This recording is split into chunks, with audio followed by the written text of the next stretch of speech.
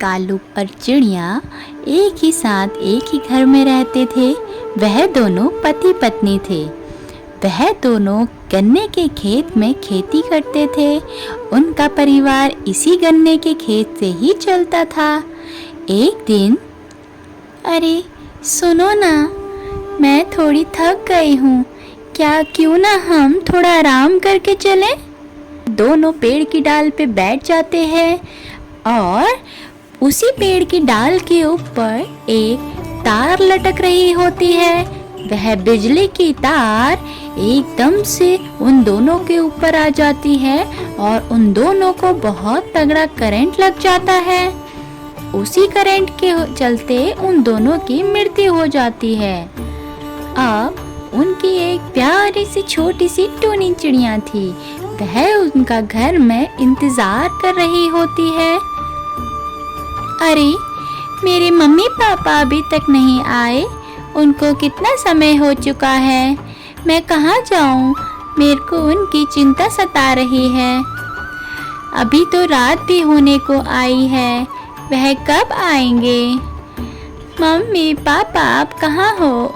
जल्दी आओ ना, मुझे भूख भी लग रही है। तो रात को अपने ताऊ के घर जाती है टूनी और बोलती है, ताऊ ताऊ देखो ना, अभी तक मम्मी पापा घर नहीं आए हैं।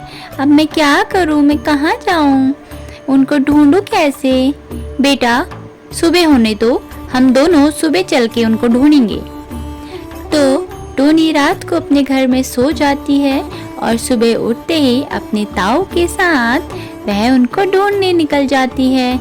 और थोड़ी ही दूर जाके वह देखती है, अरे ताऊ देखो, मेरे मम्मी पापा वहाँ गिरे हुए हैं। हाँ, मैं क्या करूँगी, कहाँ जाऊँगी, मैं किसके साथ रहूँगी, मैं कैसे अपना घर चलाऊँगी, ये क्या हो गया? बेटा, मैं तुम्हारी बुआ को कॉल कर लेता हूँ। तुम्हारी जो सगी बुआ है वो तुम्हें आके ले जाएगी, तुम उसी के साथ रहना। और यही सब चलते चलते उसकी बुआ उसे अपने घर ले जाती है और कुछ टाइम तक सब कुछ सही चल रहा होता है। एक दिन, अरे तुम क्या इसको अपने घर लेके आ गई? एक तो वैसे ही महंगाई इतनी बढ़ गई है और तुम एक मुसीबत और लेके आ गई। अब बताओ हम क्या करें इसका? हम अपना पेट भरें या इसका पेट भरें? तो क्यों ना हम इसको मार डालते हैं, किसी को खबर तक नहीं होगी, हमारी सर से मुसीबत भी टल जाएगी। यह कहते ही टूनी बाहर से उन सब की बातें सुन लेती है और उसी रात वहाँ से भाग जाती है। वह अपने घर आती है और वहाँ देखती है उसका घर अब जा चुका था। वह अपने मुंह बोले ताऊ के पास जाती है, ताऊ यहाँ पे मेरा घर था, मेरा घर नहीं दिख रहा है, क्या हुआ यहाँ पे? बेटा, तुम्हारे जाते ही कुछ लुटेरे तुम्हारे घर के लूट के ले गए, अब तुम्हें कहीं और ही अपना बंदोबस्त करना पड़ेगा।